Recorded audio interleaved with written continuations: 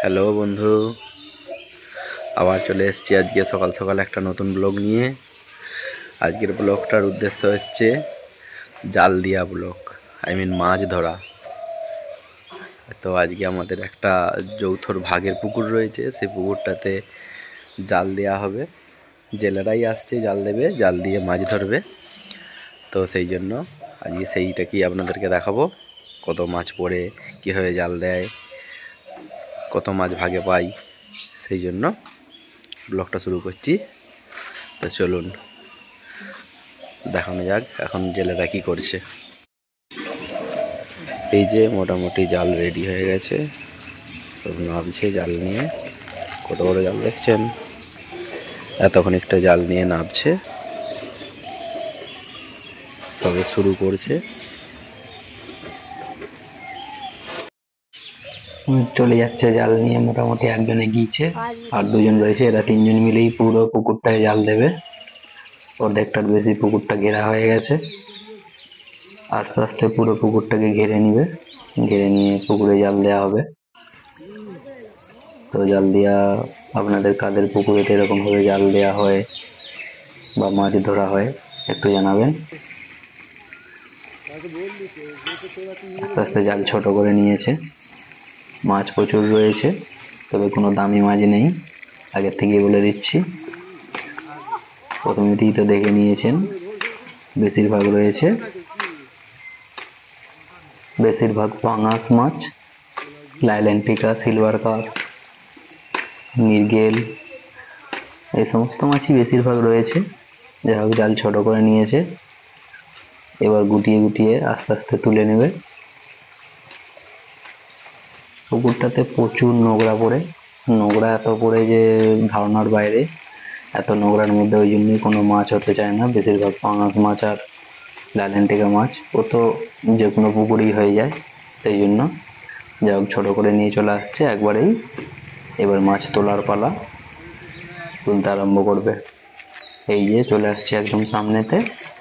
এবার মাছগুলোতে, ওই পাঙাশ মাছগুলোর দুপাশে দুটো বড় বড় কাঁটা রয়েছে, তো সেই কাঁটার জন্যই জালের মধ্যে আটকে যাচ্ছে, ছাড়াতে অসুবিধা হচ্ছে ওদের। এই একটা একটা করে বার করছে আর ছেড়ে দিয়ে হাঁড়ির মধ্যে রাখছে। এই দেখুন, এই প্রথম একটা রাখলো। ছোট মাছ যেগুলো, ওগুলো আবার একটু ছেড়ে দেবে। এই ছোট মাছ একটা জালে জড়িয়ে গেছে, ওটাকে ছেড়ে দিচ্ছে।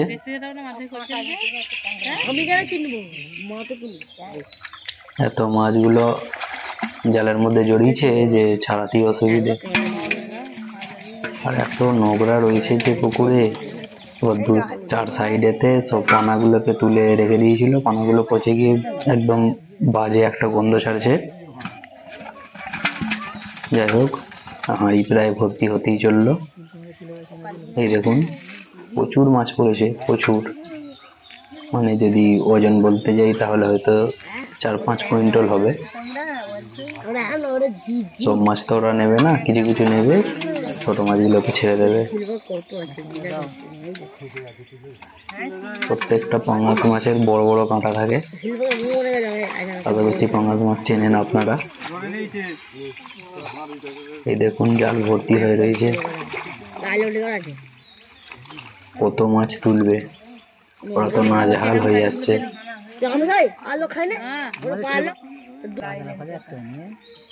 এত মাছ পাচ্ছি তো, কিন্তু আমার ভাগেতে আসবে হয়তো একটা গোটা।